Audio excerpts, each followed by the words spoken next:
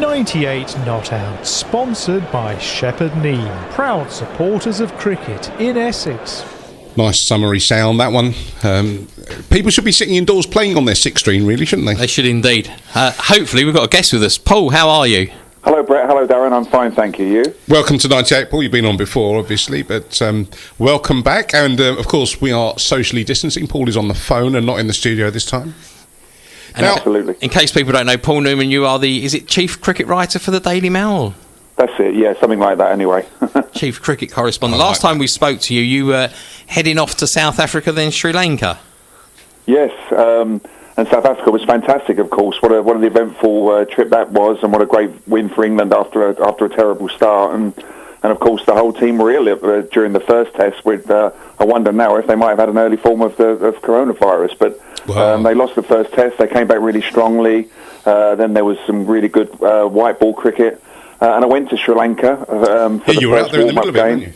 And part of the second warm-up game, and it quickly became apparent that the situation was worsening around the world and at home. And the decision was made to come home, and I'm glad it was when it was, because that enabled people to get home before the crisis really deepened. And now here we all are, and what an extraordinary situation it is, isn't it? We're all just hoping there's some sort of cricket, any cricket, for us to watch and enjoy this summer. You kind of broke that England were coming back a little bit before everyone did, and you seemed to get wind of it earlier on in that day, and then sort of said because he's a Mr. Exclusive. That's why he's chief cricket writer at the Daily Mail, young man. Well, it was things were changing rapidly, weren't they, at the time, and it was a major topic of conversation amongst the players and everybody around. There were only 3 or 4 media guys there at that time. Most of the other ones were due out that weekend, actually, just ahead of what would have been the first test in Gaul. But just on that particular, I think it was a Thursday or a Friday? Yeah. It was the second day of the warm-up game, and it was played in a very eerie atmosphere as things were starting to develop, and Joe Root went off to have a phone call with Ashley Giles. We didn't realise that's why he'd gone off at the time, but it was clear something was up. Yeah. And also, where it was the P. Sara Stadium in Colombo, and where we were sitting, the 4 press guys and a couple of ECB guys, in the next room was Mickey Arthur and Grant Flower, and David Saker, the old England bowling coach, who are all, of course, now the Sri Lankan coaching staff. And we went in and had a chat with them, and it was actually them who told us first that everything was off before the official announcement. So told the office, told Twitter, as you know, have to do, and then started preparing. And then quickly got on the phone to the travel agent. So, I think you need it. I mean, it was such a fast-moving situation at the time, wasn't it, as well? It was, and I had reservations. The day I went out there, it was the Sri Lankans had made an announcement that they were going to quarantine anybody who arrived from Italy, and they were using an old leper hospital on the edge of Colombo to do it. And I was starting to panic slightly then, really, that this was going to be the situation where, when something like this happens, you want to be home, don't you, really? Yeah, I just felt that they did have to talk about it and make a decision as quickly as possible. At first, I thought the ECB was slightly dragging their heels, but to be fair to them, they were very quick on that particular day, the second day of the second warm-up game. They couldn't have acted any quicker, really. It was clear that things were changing. It was clear they had to make a decision before the thousands of England supporters, travelled that weekend, really. I know a few people were going out. Because at that stage, there was hardly any cases in Sri Lanka. It's still not been that badly affected. And, of course, the problem would have been if a load of Brits had arrived, they could have easily brought it with them. Yeah. So the right decision was made. And to be fair to the ECB, I think they've handled all of this pretty well so far. It's a situation nobody could have envisaged, of course, any of us going through in our lifetimes. And the governing body have done as well as they could have done, really, and I think the players have all acted very well as well and honourably. The centrally contracted players, all the counties seem to have been pretty sensible, and they've used the furlough scheme. They've all contributed where they can, and our team Essex, I think, have done really well as well in some of the initiatives that some of the players have been doing. I'm sure we'll come on to that, but all in all, cricket is coming out of it as well as it can do, I think, at the moment. We did just mention a couple of bits what Essex were doing. Just before we talk about your article, let's just talk about the winter quickly. It didn't start great for Essex, for England, with the first test. Was there much rumbling there, or was there sort of? I know the build-up got difficult with Ben Stokes' father being taken ill and what have you, and obviously all the players falling down which, as you say, might well have been the coronavirus. What was it? Was it a stomach bug? It wasn't very clear. It started in New Zealand, though, didn't it? When they were down there. I think Jack Leach certainly became ill in New Zealand, but I think that was something else. Actually, he got quite seriously ill with sepsis, and it was clear he hadn't fully recovered when everybody arrived in South Africa. But it was actually two different illnesses that virtually everybody in the party got struck with at some point or other. It was really bizarre, actually. The first was a sort of flu-y type thing, and the second was a stomach bug, and they both went right through the camp. And at one point, I was the only press man staying in the same hotel as the players when they were all falling down ill. And I sort of worried that I'm bound to get this adventure at some point, but I didn't somehow. So I must have been one of the few who didn't get it, and not many other people actually in the hotel. Other guests appeared to get it, so it did seem to be something confined to the England team. But they were properly ill, and I think now, as ever, they'd lost the series in New Zealand. As ever, we want to sort of criticise them when we think they deserve it. But I think with hindsight now, you can say now they won the series quite convincingly. They were properly ill, and they did wonders to get a team out on the field for that first test, really. Ben Stokes was one of the players who did start, and he was taken ill on the first day. I think he was determined to play because his dad had been taken seriously ill, and he was in hospital. It was all happening at the start of that tour. So Ben was determined to play for his dad, to play in his dad's honour, as he was seriously ill in a Johannesburg hospital. He became ill as well, and frankly, they did well to fulfil the fixture. It's not something they wanted to complain about publicly, but it was clear they were hit badly by it. And then when Rory Burns was injured playing football the day before the Cape Town test, yeah, that's right. My sort of experience had, I've seen many an England cock up over the years, and my sort of antennae was sort of flickering that this has got all the hallmarks of a nightmare tour, this, if we're not careful. But it was then when things changed, and the Cape Town test was an absolute classic. Sibley scored 100. Stokes was sensational, especially dragging them over the line on the last day. It was a brilliant advert for the 5-day test format as well, because it was at the time when there was a lot of publicity over people saying, should we go to 4 days, and it was going to be discussed by the ICC. It was a fabulous advert for 5-day cricket, 5-day test cricket, wonderful setting, so many England fans there, and then the tour gained momentum from there, really, and England ran out comfortable winners, and you just feel that that they have actually turned the corner as a test side. I think there have been a few false dawns since Joe Root took over as captain, but they seem to be making progress, and Sri Lanka would have been obviously a very tough test for them, even though they won there 18 months ago, and sadly we were to be denied that sort of examination of how far the England team have come. When England get into those situations with their tails up, you really do feel like they can beat absolutely anyone. It was like, Headingley last summer, and I think that was the first glimmer we saw of, as you say, Joe Root's team coming together, and it sort of manifested itself in South Africa.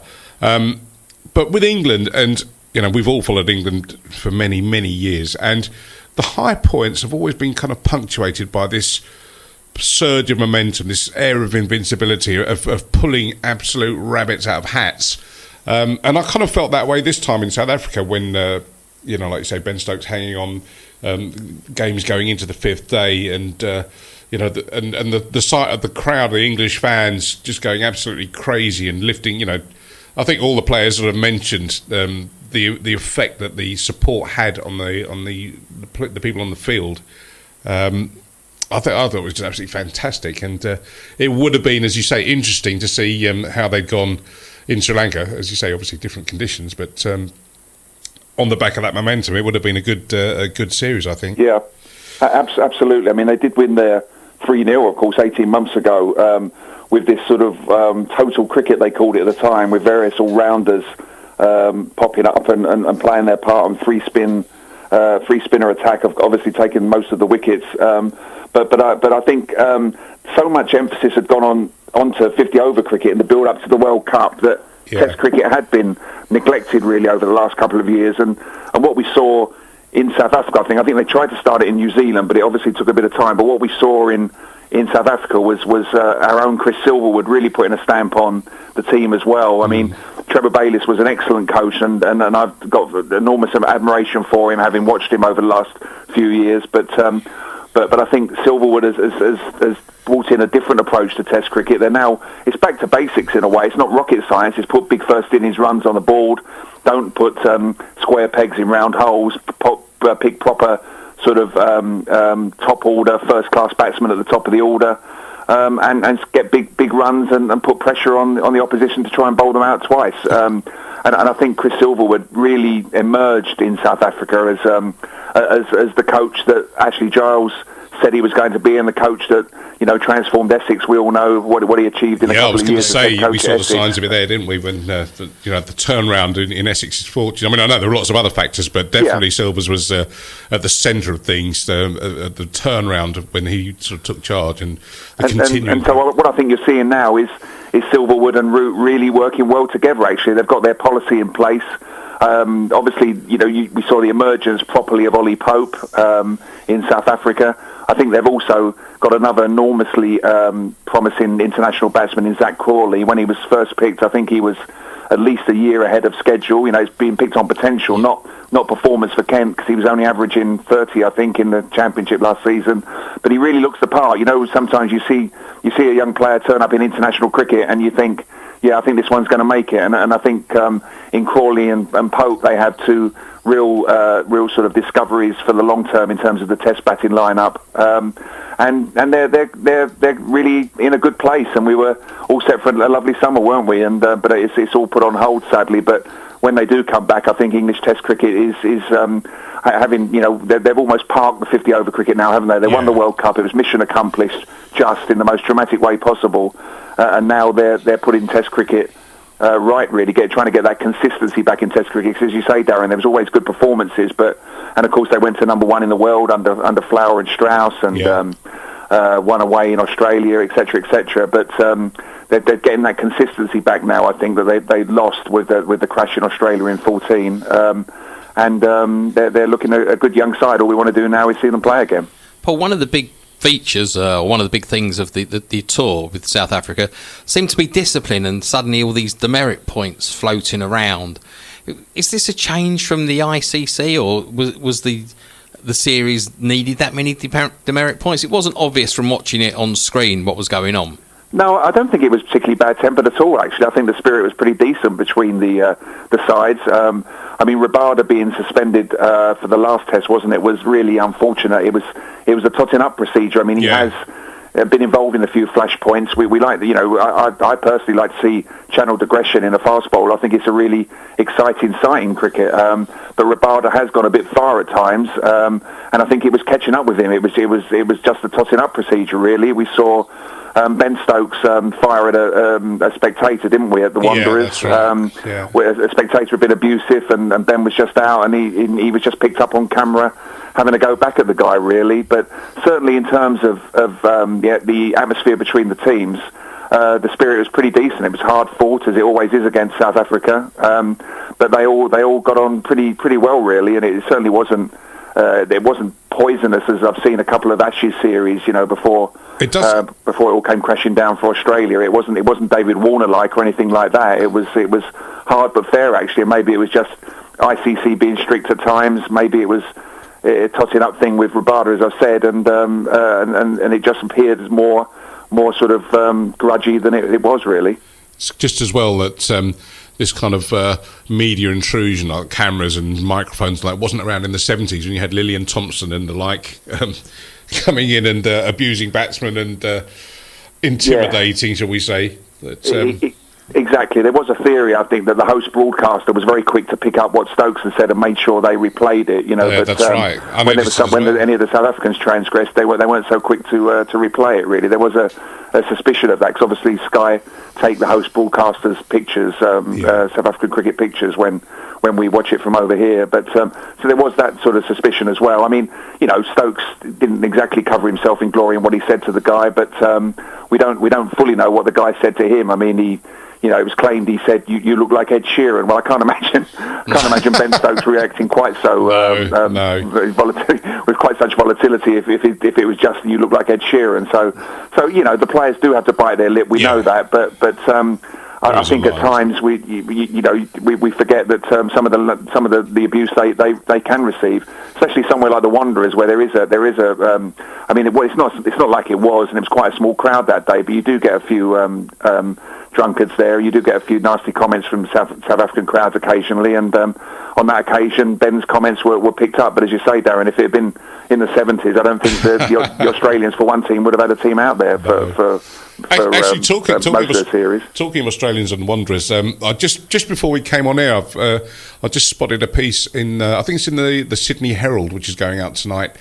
Ian Gould has written a book, or is about to release a book, and part of it is the famous sandpaper gate test, because he was in the middle when all of that was going on, and I didn't have a chance to read the whole thing, but it looks quite interesting because he's kind of saying in that about Australia as a team had been fairly out of control for the last sort of couple of years before the infamous test match in South Africa.